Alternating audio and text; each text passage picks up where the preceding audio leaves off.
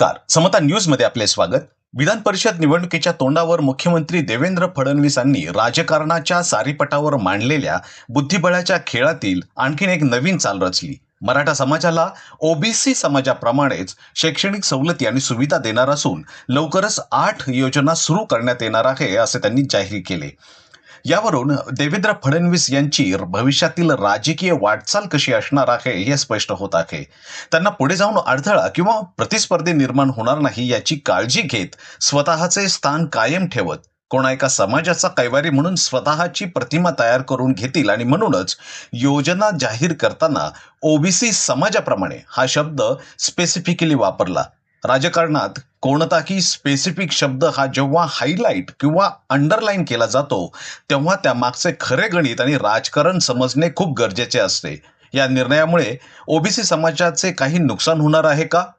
तर खूप काही होणार नाही, परंतु विरोध मात्र नक्की होणार. आणि जेव्हा विरोध होईल तेव्हा असे चित्र निर्माण केले जाईल की मराठा समाजाला शिक्षणाचा लाभ घेण्यापासून ओबीसी समाज हा वंचित ठेवत आहे किंवा अडथळे निर्माण करीत आहे. समजा जर विरोध झालाच नाही तर या सवलतींच्या आडून भविष्यात ओबीसींच्या खितांवर बाधा येईल अशा योजना जाहीर करायच्या आणि हीच त्या चालीमधली खरी मेक आहे. शिवसेना आणि राष्ट्रवादी काँग्रेस पक्षामध्ये फूट पडल्यानंतर आपले राजकीय स्थान बळकट करण्यासाठी आपल्या बाजूनी दोन्ही पक्षांचे गट वळवून घेतले आणि दोन्हीही बंडखोर गटांना पक्षाचे चिन्ह मिळवून दिले. अविश्वास ठराव विधानसभेत मांडून देखील त्यावर अजूनही चर्चा होत नाही, कारण प्रकरण न्याय प्रविष्ट आहे.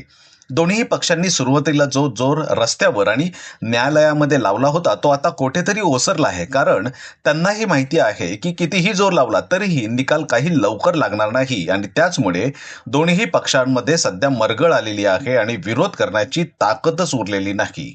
मुख्यमंत्र्यांनी दोन्ही समाजाचा अगदी व्यवस्थित अभ्यास केलेला आहे आणि त्यांना नक्की माहिती आहे की ज्या पद्धतीने मनोज जरांगे यांनी ओबीसी समाजाचे नेते छगन भुजबळ यांच्यावर खालच्या पातळीवर टीका केली होती, यामुळे ते दोन्ही समाज कधीच एकत्र येणार नाहीत आणि नेमका याचाच फायदा उठवीत एका समाजाला जवळ करण्याचे नाटक करायचे आणि त्याचा लाभ निवडणुकांमध्ये घ्यायचा.